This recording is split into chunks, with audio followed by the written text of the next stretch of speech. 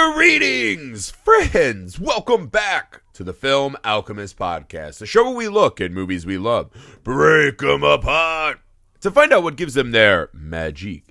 I'm your host, Josh Griffey, joined as always by my school headmistress with the mysterious name, and a son with an even more mysterious haircut and co-host. Don't make fun of Andrea cutting my kid's hair, Alex Dandino. I mean, I was actually going for the old heartthrob, the living erection, Josh Hartnett. That's probably not the best. What do you think we modeled our kid's haircut after? Yeah, right. It's amazing that took off the way it did. All right, guys, as always, we hope that you're enjoying your time with us. Thank you for spending the month of October with us. As you know, we are on a deep descent to the dark depths of the horror genre. A horror movie every day this month, which brings, while we're down here in the dark, we're going to take a little stop at a cave, a deep, dark, lonely cave known as Halloween H20, 20 years of water. We'll get to that in a minute. Drink from the pool. Ugh, the cesspool. Drink from the fucking cesspool. Just kidding. There's some things I like. We'll get to it. Jokes aside. All right, guys, please take a second and leave a rating and review wherever you're finding the pod today. It does help us out enormously. And for those who have been doing that, we appreciate it. We see it. We thank you. That's a great way for us to try to find new alchemists to bring to the party. In that vein, we're also on all the social media platforms that you're on. Find us, talk to us, reach out. Make your friends our friends. It helps us out. Please, please. We beg you. Also, a good way to connect with the show, you can email us, filmalchemistpod@gmail.com, with your ideas for themes, double features, guest host, anything like that. Any movie, new or old, you would like us to discuss, we would love to do that for you. So, reach out to us in one of the many ways listed before. All right, we're in the thick of it now, guys. The Halloween series, in the middle of our October horror movie marathon, we hit Halloween H20. I grapple with which movie I like least between The Curse of Michael Myers and Halloween H20 a lot, right? I think these are inarguably, although I'm sure people are going to say, what about Halloween Resurrection? That's coming tomorrow. I think we make a pretty good case that it's better than these warlocks. But I think the story for Halloween Resurrection, Halloween H20 and Halloween Curse of Michael Myers, and probably even Resurrection for most people, is finding the exact right beat that you need. We keep talking about this. When you're this far into a series, we get the kills. We get what Michael Myers is. Give us something new, interesting, fun to layer onto the mythology to take forwards and back, right? Give me something new to think about while I see Michael do what Michael's done 8 times before at this point. Right. And this movie fucking had it, man. This is the return of Laurie Strode. This is Laurie Strode finally becoming the true queen of the final girl, right? I think rewatching the series, I was a little bit shocked at how, in part one, she holds her own admirably. But she's not really this badass that we have equated Laurie Strode with in our minds, right? Halloween 2, right. They literally drug her and put her in a wig as if she's, some streetwalker cosplaying as Laurie Strode. It's madness that was a decision that was made. And now we get Laurie to come back. And now we give Laurie the movie she truly, truly deserves, right?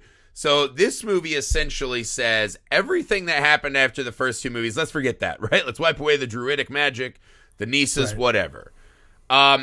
This movie begins and is anchored by a really great Jamie Lee Curtis performance as Laurie Strode, of a woman who went through something that most of us could not even fathom, and what that does to her life, right? This is survivor, traumatized PTSD Laurie Strode, who's put her life back together. We find out she had some other things along the way, but I think this was the exact place this series needed to land in Halloween H20. What were your initial takeaways on this movie, Alex? Yeah, I think this is my favorite of the Halloween series. This is, next to the reboot Halloween, my favorite Jamie Lee Curtis performance. Even better than the original Halloween, I'd say. I think it's funny you say that because I thought about this watching the movie. I was like, I remember when Last Jedi came out, right? There was a lot of fucking arguments about that movie. And I was like, say what you will. I'm not saying anything this or that. I know it's a little heated here and there. I think that is the best Luke Skywalker movie. And I know people were pretty pissed about some of the decision making, but I thought it made him a fully fleshed out, well-rounded, interesting, broken man, right? Dealing with this giant legacy. And this is kind of where we find Laurie Strode. Right. I mean, that's exactly what I was going to say, is where we get to see Laurie Strode actually exist, and we get to see what actually has occurred to her over the course of her life after having that horrible, horrible Halloween. Mm-hmm. So, I mean, like, it does everything. And again, like, they do this again to perfection for my taste in the reboot. But as far as movies that take place in 1998 that we were going to get entitled Halloween. Yeah. You know, pretty good. Like, I really like, she is phenomenal. And she's going through something that I think is profoundly interesting because, like, not only is she worried about Michael Myers, she's worried about her kid, played effortlessly by the interestingly haircutted Josh Hartnett, of course. But, like, more so than anything. Effortless acting, effortless hair combing. Just very nonchalant. But more than anything, it's interesting to watch her react. Like, she's still very reactive. And I think that's interesting because, like, the version we see in the Halloween reboot is very proactive. Like, she's taken steps. This is a Laurie Strode who's taken steps, but still thinks that she can live a normal life. And I think that's the thing I like the most about it, is that it does such a good job of the sort of like the normalness of Laurie Strode's life is upended by the fact that she herself has not had a very normal life. Like, she herself, not only is she the victim or the final girl herself, she also has sort of sequestered her child. Like, she has not done a particularly good job of putting it out there that, hey, I had some trauma. That's why I changed my name. Like, her kid seems to almost resent it. It's very fascinating. But Josh Hartnett is definitely a dickhole of a son. Like, let's just start there. He's a total piece of shit. And I get it because it's true to form that teenagers eventually rebel against their parents. That's your shit, man. Don't rain on me. I'm going to conquer this thing. I know better. I'll never have trauma. Right. So it makes sense, but he's also the worst little fuckface. It's like, he has, like, some of the worst zingers. Like, you know, it's like, just give her a day. Just give your your mom whatever she does, right? And I know we're both mama boys, but whatever. If your mom needs like, if my mom was like every day, like, hey man, this is when I almost got murdered at my babysitting job, and it was one day a year, I'd be like, I can do that. I can stop. Yeah, exactly. Because all he does in this movie is essentially hang out with his girlfriend, and they kind of stand too close and stare at each other and touch cheeks. I'm like, I could do that one day later. But I think you hit on an interesting point, though, right? The really cool thing about the Laurie Strode in this movie versus the 2018 version is hope, right? So while she is a highly functioning alcoholic who's feuding with her son, we know that she had an abusive relationship in the past with his father. So that tells you kind of a lot about, you know, what she was maybe doing to cope. And again, the Laurie Strode we saw in the first one was kind of this idealized babysitter, right? You know, smart, takes care of herself. She's, you know, not out there slinging it like everyone else. She does smoke a joint. But, you know, she's this kind of archetype of the good girl next door that you would love to have as your babysitter. So now, although Laurie's a little more road weary, she still has this hope, right? She was able to literally kill the Laurie Strode name, move on, get a great job. She has a son who seemingly is okay, capable, healthy, maybe a bit of a dick, maybe the worst hair of all time. Clearly cuts his own hair. Yeah, I mean, we're really stuck up on that. All right, that's our last hair joke, hopefully. But I'm sorry, I had to get one more in. It's just too much. Well, because I just watch my wife, like, drooling. My wife, like, Josh Hartnett's, like, one of the, like, Mount Rushmores of my wife's crushes. And I was just like, the hair, really, that did it for you? And she's like, yeah, I don't know what it was. It's like, you know, you don't know why. It's like some people put, you know, Coca-Cola in their chili. You're like, that sounds gross, but it works. Like, who knows? That's the Josh Hartnett's secret ingredient. But But I think Anyways. that's the difference, though, right? Is that in the Halloween 2018 remake, Laurie Strode she's almost a cartoon. She's so broken and so damaged. And you're like, all right, let's say she gets got. She just has a daughter and a son-in-law who don't seem to give a fuck about her at all. Right? A granddaughter who does. And then, a house full of bullet hole mannequins. Like, this doesn't seem like a great existence she's leading, right? Like, she seems so much further down this road of despair, which is kind of what we see next. But yeah, the difference of her, because we start on the day before, right? Where she now is having again, it's happening. 20 years in a row, she's been having this day. Can she move on? And I found that a fascinating place to start this movie. Yeah, I mean, I think that's the only way to start a movie where you have, like, Jamie Lee Curtis was still young enough at that time where you could make it.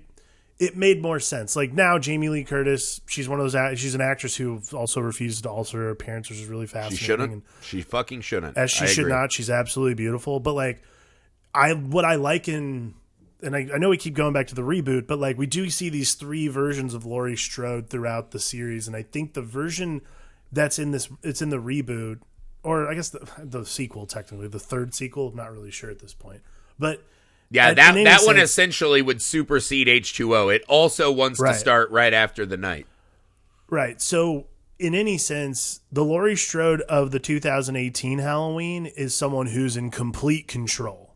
Like, she might be terrible as a person in general, but she also knows exactly what she's about, knows exactly what her life is, and has absolutely no, like, qualms. Yeah. Which is why it's fascinating to watch the movie unfold as it does. Laurie Strode in Halloween H20 is not in control at all. Like, she is trying to have control. She's not even trying to control her kid. She's just trying to control the elements around her to the point where she can actually feel safe. And I think it's fascinating because you happen upon a version of Laurie Strode in this movie that I don't think has been safe since that night in 1978. Like, never has she felt, to the point where she's willing to change her name. Mm-hmm. Like, she's willing to go by another name. She's willing to be a different person. That's how unsafe she feels. Like, Laurie Strode in 2018 doesn't feel unsafe. She feels secured. She feels like, this is my life. This is what I'm going to do. Her fear comes from deep-seated anger, much more than it comes from running. And I think that's the really important part here, is that Laurie Strode in H20 is running. She's still running. Yes, and I think the survivalist Laurie Strode of the newest movie, I wouldn't say she's in control, she is a woman of action. Like, what she's done is burnt down everything in her life to where she has nothing left to lose and she's ready to murder. But she's also a depressed alcoholic, so not, like, oh, I'm ready, I'm good, I'm a knight on a mission. I'm not saying she's got all her ducks in a row. Right? I'm saying that, she's got some. Yeah, I mean, she at least knows how to kill Michael Myers. She knows how to, like, do booby traps and stuff. That's cool. Yeah, but she this at least one, booby is the trapped her difference, house. though, right? Laurie Strode in this film has things to lose. She's falling in love again, right? To a seemingly okay guy. She has a son, right? She has a good job. And it's really funny, too, because I thought the idea of her being a headmistress was pretty cool, right? She becomes the ultimate babysitter again, right? Now she's the career babysitter. Perfect. Looking out for these kids. I thought it was pretty... But that's what... I think this is the problem, right? Is, again, that movie comes out now, we're cool with it. In 1998, though, right? 20 years before, right? This could have been H40, right? 20 years before, again, they had the fucking movie. This is the exact same thing as The Curse of Michael Myers. They had the movie. Go apeshit, Druid magic, Donald Pleasance versus Druid magic, right? Big Trouble Little China style. Go for it. Just hit the depths and go. This movie had what we needed, right? What has happened to Laurie, our favorite final girl? How is she coping with this? Can you ever come back? Right? I think she says that.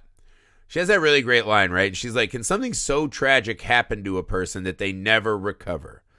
And I was like, that's your fucking movie, but they didn't trust it again.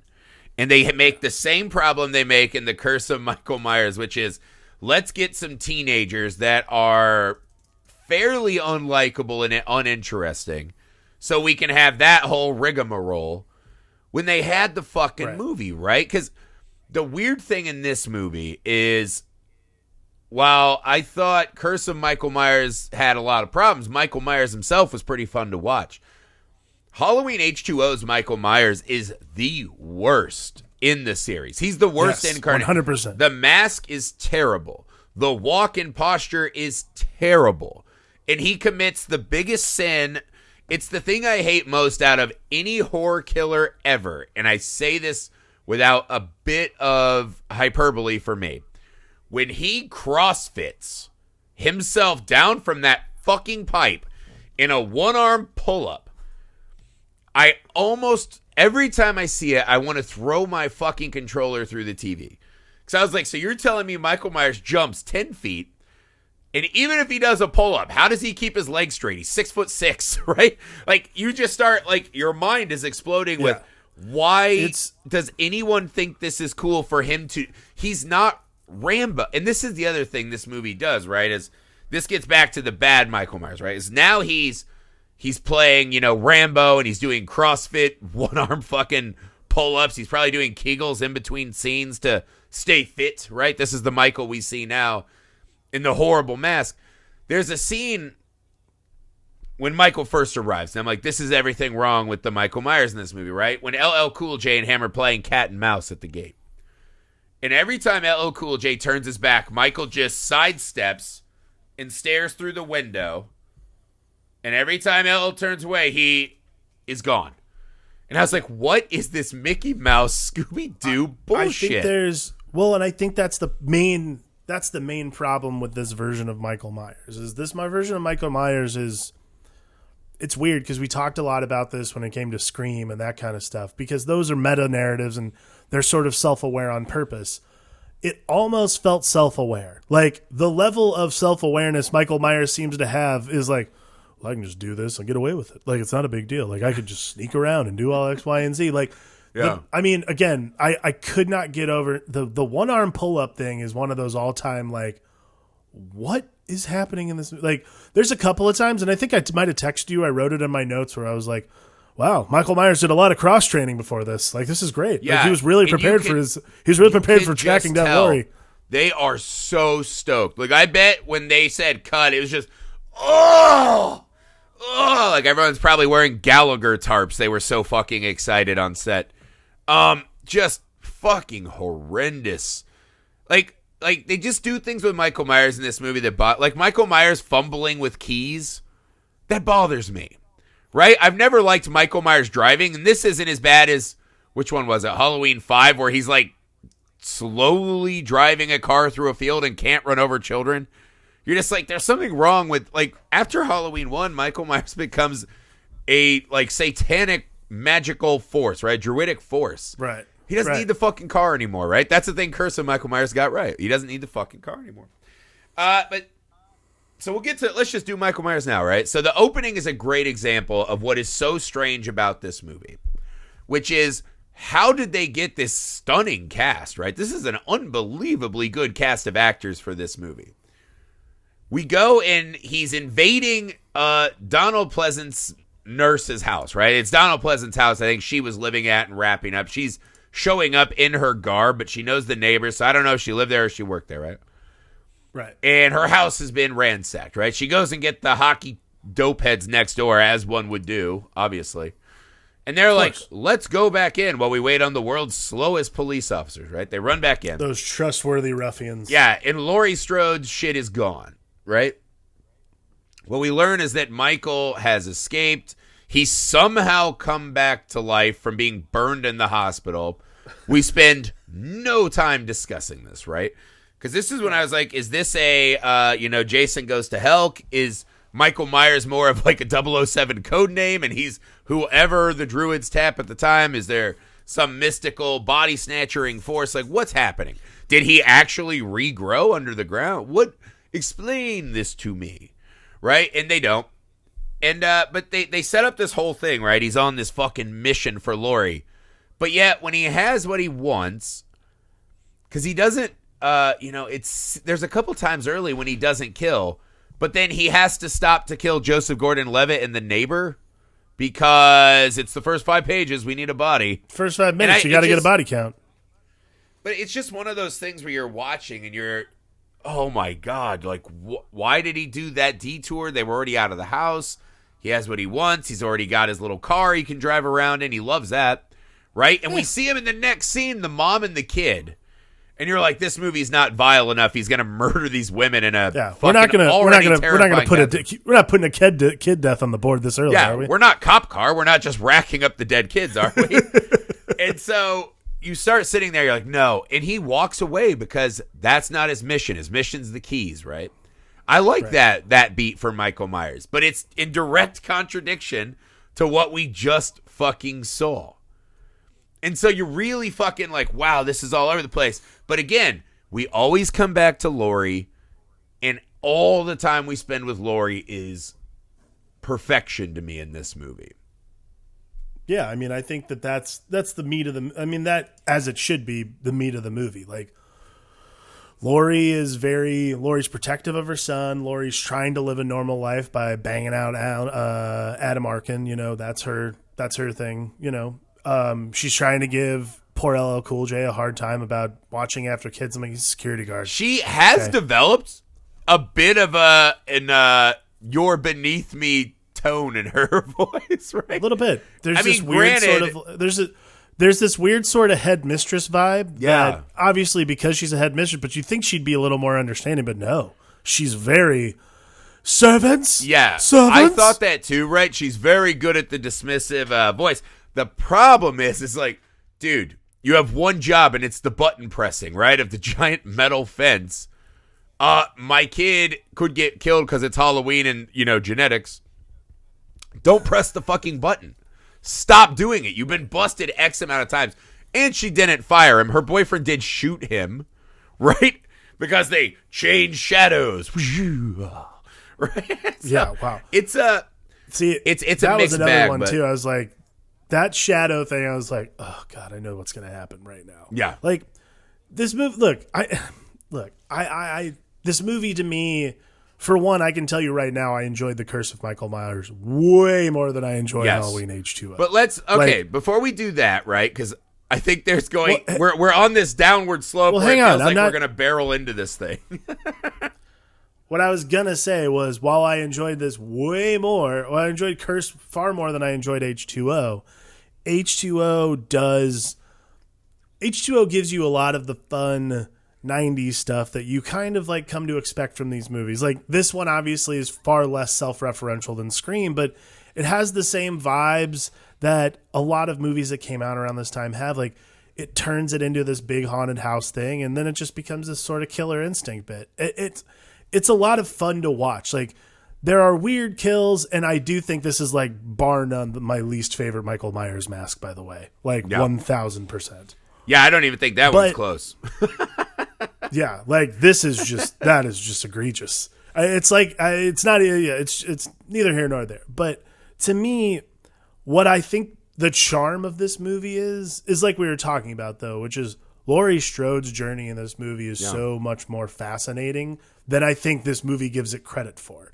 Because it gets bogged down in the mire of, well, we got to kill people every 5 pages now. So, like, you have to sort of suffer through that and sort of deal with these, like, teenagers that are making bafflingly stupid teenager decisions. Like, not even good teenagers. Like, not even good ones, Yeah. But I mean, they're just trying to get laid in a basement. Like, that's fine. Like, I understand that. The thing is, like, you spend time, like, when Laurie goes into town and she's slamming wine, right? Because she sees all this Halloween stuff and a, Reaper attacking someone. She's at a luncheon and she kind of snaps at that waiter too. I was like, damn, like, give me a wine today.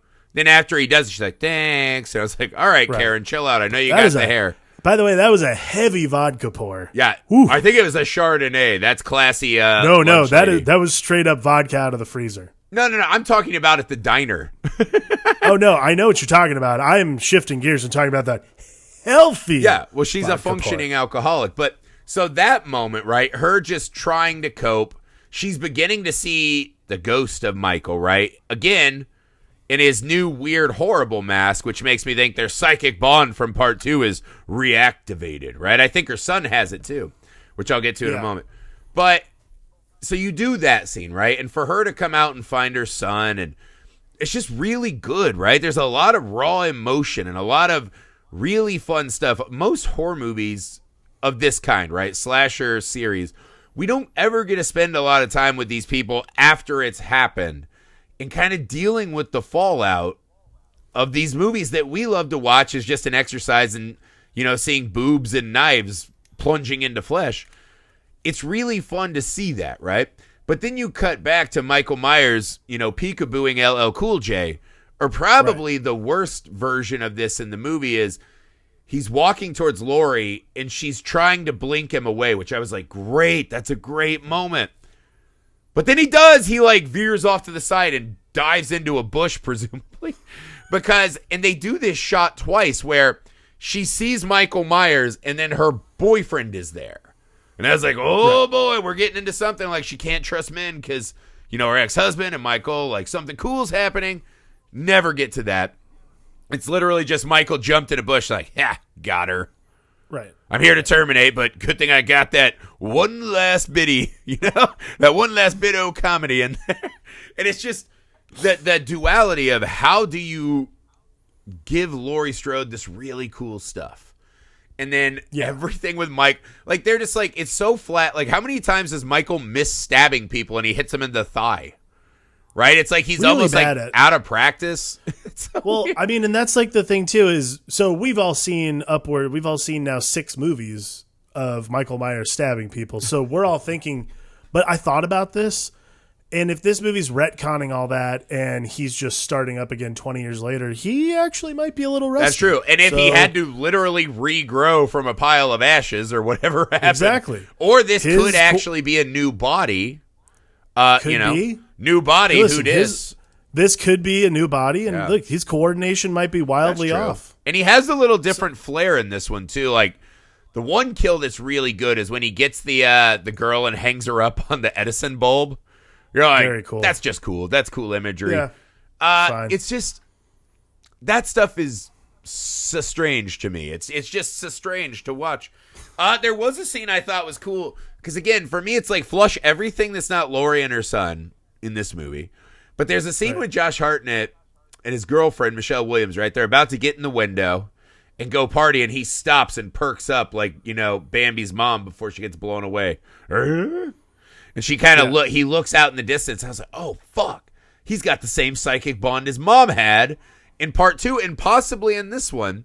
Because in her nightmare, he comes into the school, sees the closet flashback, right, with the hangers and whatnot, comes back and stabs the picture of her son, right?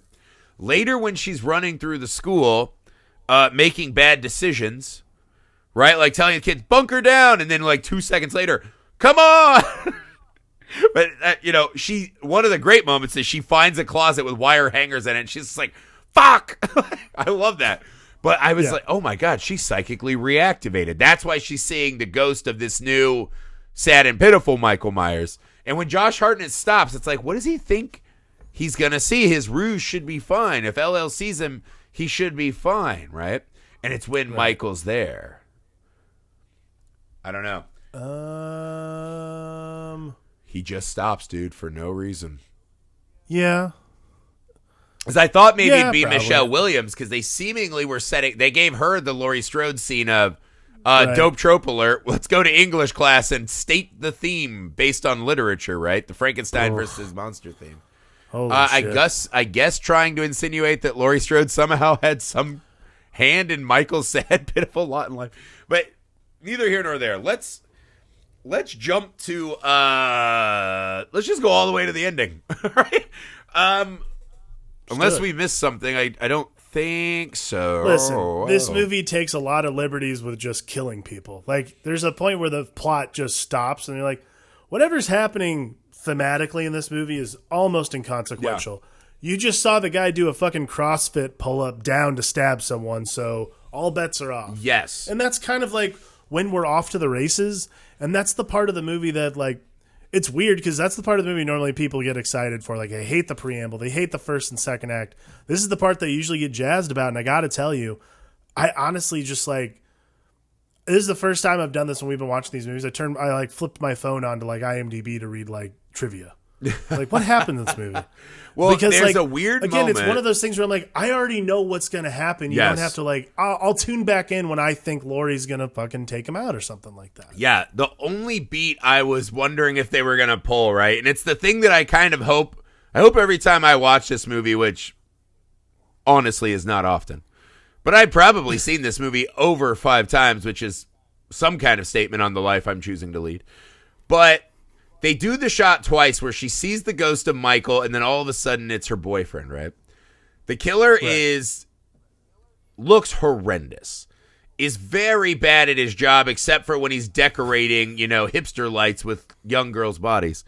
Yes, he'd make a fortune in downtown LA. Yeah, absolutely. People are like, stunning, stunning work. Let me draw art in your latte while it gets cold so you can, not sip it and take it in for Instagram. Neither here nor there, just throwing gripes today.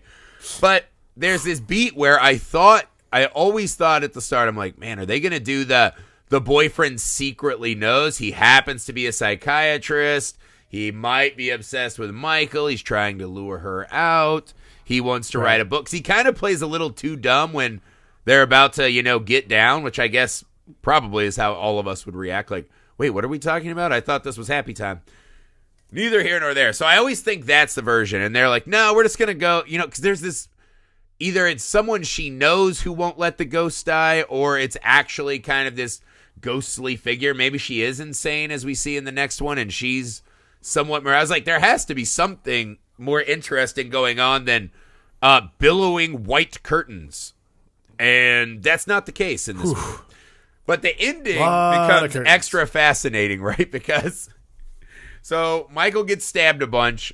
He's getting rolled out by EMTs. Josh Hartnett and Michelle Williams in the shittiest kid move, bad horror movie character decision is, you go get the cops without me. I'm going to go back and hand-to-hand fight Michael. All right, I mean, we did already do the English lesson, so we have to get through it. Fine. Right. There is one of the great retcons in cinema history is when Halloween Resurrection starts, and they're like, aha, Michael crushed the larynx of one of the EMT guys, stripped naked, swapped the clothes, and when the guy wakes up, he is reaching for Laurie, but his throat is cut or smashed, he can't, and he gets his head chopped off, right? That's how they play it for us. And if I'm being honest, we covered Halloween Resurrection before this movie. So I was like, yeah, that's a pretty good cover-up. When you actually go back and watch Halloween H20, it is literally impossible to accept that series of events. So I do wonder, I was like, did they actually have that thought out, or is this like that was weird acting for a moment? Let's use it. Because, so he he wakes up out of the Ziploc bag, right? Which, assuming someone rolled that bag in there that wasn't Michael, we see in Resurrection walking away, they would have known, wow, this guy's alive or dead. They put him in a body bag, so let's assume dead. He wakes up, unzips himself, reaches for the driver. You're like, maybe a crazed, throat-smashed EMT would do that. Then he gets thrown out of the windshield of the car, right? You're like, wow, that would probably fuck a normal person up. Tell you what, that's not an EMT thing. Yeah, I mean, that feels... I mean, now we're getting... Most EMTs try to avoid that kind of action. So, yeah, we're like 80 minutes into H2O, and it's like, you're really stretching my suspension of disbelief. Then Laurie proceeds to fucking run him over down a hill. Van rolls. He gets fucking crushed between the van and the log. And what he doesn't do is immediately start flailing like one of those used car sign balloons, like, ah! Even though he can't scream, you think he'd still be like, my fucking life is over. What's happening? He just kind of chills. And then when he sees Laurie, he reaches out, and his eyes get big as if he does have desperation. So I was like, is that just a guy who was doing the Michael Myers role who just made a weird decision as an actor? And later they're like, there was someone like that's an emotion. Michael doesn't do emotion. Hey, before you go with the or of this, I'm just going to tell you right now, it's that. That's what it was. That's how that happened. Because I was trying to wrap my brain It's around the it. only way it happened, because if that's planned, and if that's like, listen, what you need to do in this scene is make your eyes really big, because you're not actually Michael Myers. You're this random EMT who had his larynx crushed. Right. Wow, that's a lot of fucking hoops to jump through. But And all right, I'll do it. that's the weird thing that I had forgotten, right? Is the him reaching out like, I'm scared, which he repeats in Resurrection, right? They're trying to let us know this was a masterfully laid out, plan. But as he reaches out, right, then we cut back, he sinks back. Again, not writhing in agony, right? Even if he's paralyzed from the waist down, he's still in immense. I'm like questioning my wife. I'm like, help me find the magic bullet that makes this work. And she's like, stop, just stop. Like, you're going to rip your hair out. Stop. She says, after he reaches for her, he sits all the way back and the camera gets nice and tight on his face. And those are straight up serial killer, I want to fucking murder you eyes. Could you make the argument that the EMT's like, did you really have to run me over? The answer's no. Listen, the answer unequivocally is no. All right? There is no rationalization for it. This is the thing that's amazing to me about this movie is, and truly, this might be the best part of the movie itself. Not Laurie Strode herself, but this moment, that close-up might be the most important and most crucial thing in the movie, possibly in the Halloween series, and I'm going to tell you why. Because without that very odd acting choice, there would not have been a Halloween Resurrection. Because there's no way, of course you can retcon, but everyone's willing to suspend disbelief with that only. I just got that chills. Weird a world without Halloween Resurrection? Good Lord. That weird acting choice is the green light right there. Because nowhere else are you going to get that. Anyway. Yeah. Because it just brings up, so Laurie killed him with knives and threw him through the table, right? Sure. I mean, there's no axe, or she couldn't start sawing his fucking head off before he's on the gurney. It's a baffling series of events, right? I look at the end of this movie and I was like, I see the movie they thought they were giving us, right? They're like, we gave you guys the good story. We gave you Laurie and her son, right? Her son gets to lock eyes with his mom after his mom has locked eyes with the brother that he told her was fake. And, he has to grapple with all of the horrible shit he did. Psych, he gets no acting done after the key jiggles, right? Like, no acting. I think at one moment he's like, meow, and then the car rolls away. But you're like, they gave us a really good emotional core of the film. And Laurie walking around a billowing villa, right? With billowing curtains. Right. And, the thing with LL Cool J could have been interesting, right? What if everyone she sees she can't tell the difference anymore between Michael and normals, and she becomes a danger? That to me is what's interesting about the movie, and that's the thing that actually sells it in general, is that you can make the case to watch the movie because Laurie Strode is a really fascinating character in pop culture, not just because she's the ultimate final girl. Oh, yeah. But also because she is the ultimate survivor of trauma.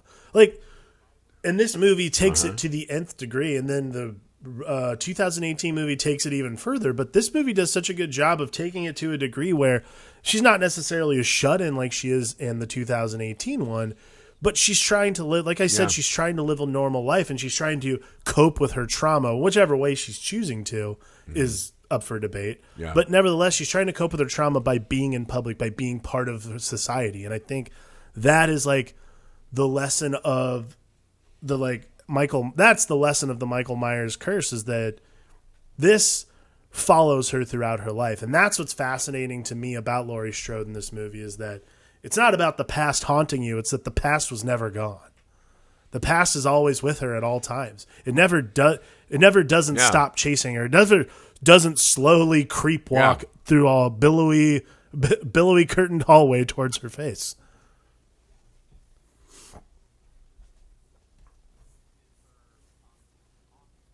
Yeah, absolutely.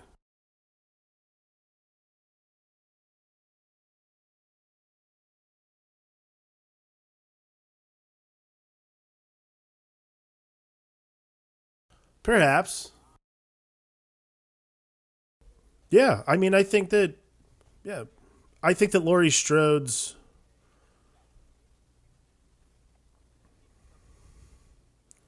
That to me, that all the way cemented Laurie Strode as the queen of the final Agreed. girl, because it showed her becoming Right. more, right? She now is older, dealing with it, protecting her son. I'll tell you this though, I always thought when I watched this movie, I wondered if they were setting up a moment where she was going to look at her son and see something that reminded her of Michael. That was a beat I kept expecting to be around the corner. And we never got to, right? This movie loves to do that. There's a new kid in town, new kid on the block in KOTB of murder. And we just never did it. Because I was like, maybe that's why his hair's all mussy. He'll look like a crazy man. You could have, I guess. But I don't know. Actually, no, I don't think that's. I never caught that vibe, and I'll tell you why. Is because I think the resentment that Josh Hartnett's character has towards his mother is not necessarily wouldn't precipitate him to actually do something like that. Wouldn't even give him the impetus for it because No. oh, sorry, I thought were you refuting that? Yeah. No. I'm saying I'm with you. It's a beat I felt like they were setting up. Sure. But I actually I wouldn't want that beat to occur. It felt like something they were going for. The beat I wanted and never fucking got, which maybe as a mama's boy and now a father, was I was like, go hug your fucking mother and tell her you're sorry for being a piece of shit. Go tell your mom, like, wow, your brother is really scary. And it does suck getting stabbed and seeing your friends fucking corkscrewed an Edison light bulb. Man, I am sorry that I hounded you about permission slips and whatever the fuck. I think the missed opportunity beat in this movie is to have not acknowledged that this movie takes place in the Jumanji universe because Alan Parrish is in the movie. Michael Myers, when you roll 3 6s, Michael Myers appears. It's not Druidic Constellations. It's when people have a bad roll in Jumanji. No. Yeah, that kid may be the most unusual casting in a horror movie I have seen in ages. The role that he's supposed to be inhabiting, there are about 5 character actors, one of which I know by name because he's in every movie as that character. His name's Eric Balfour. Look him up because you'll know who I'm talking about. Yeah. He's too alpha for this. Funny story, me and Eric Balfour actually had an incident. Of course you did. In a bar and it was probably over this movie. Neither it was here probably nor there over how again. he should have been cast in this movie, and he was pissed that Alan Parrish got it. You would have also reached your hand in the garbage disposal, Balfour. Don't lie. No. But, God, that was a long time ago. Jesus Christ. Remember when weird shit used to happen to you before you're just like, gotta wake up, the kid's crying again. But no, it's what the role he's supposedly playing is like that of Kieran Culkin in Igby Goes Down, right? Someone like that. Yeah. It's such a weird, it's just a weird, like every time he's on screen doing his thing, it is like the whole, again, I'm not going to start throwing bombs at Alan Parrish. He got out of the game. I'm happy for him. You know, his dad hopefully regretted it. It was fine. Although his dad put on a mustache and hunted him in a Kmart. Uncool. That's not great. But yeah, I mean, to me, it's the movie had it, right? Both of these fucking movies had it.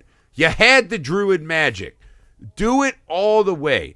You had Laurie and her son dealing with the complicated fallout of this tragedy and the fact that it will never be over for them. In both the movies, feel like they just all the way sell the fuck out and they say, let's remake the most boring version of Friday the 13th. And it hurts my soul because both of these were right. I think the hardest thing, right, for a sequel is what's the new thread to pull, right? I think Halloween actually, if you line them out in a row, right, number this, what are they doing? I think Halloween, short of Halloween 5, right? I would argue every Halloween movie, except for number 5, I guess you could argue number 2 as well, really found... Well, Halloween 2 is where he becomes superhuman, so All right, just Halloween 5, where we're just doing Jamie again. And we see a Man in Black. That's a cool addition, I guess. So every movie other than Halloween 5 finds a really cool new layer to add to the Michael Myers mythology. And most horror movies do not do that. They don't find something fun and new almost every time out, right? Even the other big ones. Friday doesn't, Nightmare doesn't, I feel like. Halloween does. The problem is they are so fucking afraid to be weird. They're so afraid to get all the way out there on the limit times. And that is baffling. I mean, it's not baffling to me at all. I mean, it's a tried and true thing. Like, when you have something that works, that scares people, that's iconic. I mean, and Michael Myers was instantly iconic. You don't want to waste that by trying to actually, I wouldn't call it improve, but change the story in some way that might not be comfortable, might not jive with everybody, might not make everybody. And look, that's a production perspective. From like a Michael Myers storytelling perspective, I think that each of these movies tries to do something unique with them. Yeah, I agree. Number 5's not necessarily that, but this is a great example. Like H2O is a great example. The unique thing that they're doing in this is making it about Laurie again. It's a Laurie's, like, this is about Laurie. Yes. This movie is about Laurie's trauma and Laurie facing that trauma. Laurie reacting to that trauma more than anything. Right. Well, the start of the movie is definitely that. Well, yeah, that's right. Yeah, I mean, that's the thing, though. But I would argue very much like we did in Curse of Michael Myers, right? While there are missteps, they really did justice to the one thing they needed to do, right? Curse of Michael Myers has plenty of issues, but they gave Donald Pleasance the goddamn hero send-off he deserved, right? Dr. Loomis got his justice. I would argue you could say the same thing for Halloween H2O, which is what we really needed. If you're bringing Laurie back, you have to make it worth our while and give her the goddamn material to really go deep on it. And she did when she was allowed to, right? Like, even another scene we didn't really discuss is when she's getting vodka and when her boyfriend thinks it's foreplay, she is laying out her fucking horrific past. There's a lot of work going on in that scene, right? The fact that her boyfriend can't even fathom that something that bad could happen to someone he knows that's functioning like her, that she's not, who and he always says, like, I'm a great listener, but he's not really listening. There's a lot going on in that scene, and she is phenomenal in that scene, right? So they got the most important thing right.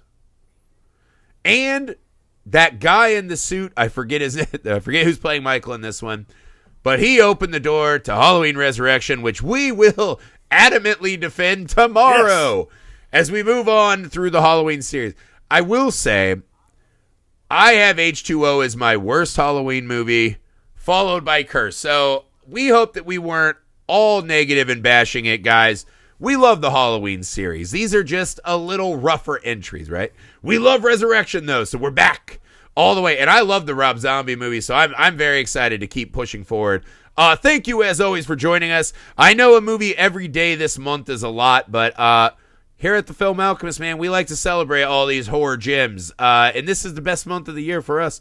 So we are excited. We're glad you guys are doing it with us. Plenty of great ones already out. Plenty great ones still to come. Again, tomorrow, Halloween Resurrection, which we probably like more than just about anyone on planet Earth. So come in for that. Again, you can email us, filmalchemistpod@gmail.com. We're on every social media site you're on. And if you would be so kind, please take a second and leave us a rating and review wherever you find the podcast. Also, subscribe to our YouTube channel, Nerd Alchemist. That's it, man. Goodbye, Halloween H2O. We're off to the loony bin with Laurie herself tomorrow. For the Film Alchemist, I'm Josh Griffey. I'm Alex Dandino.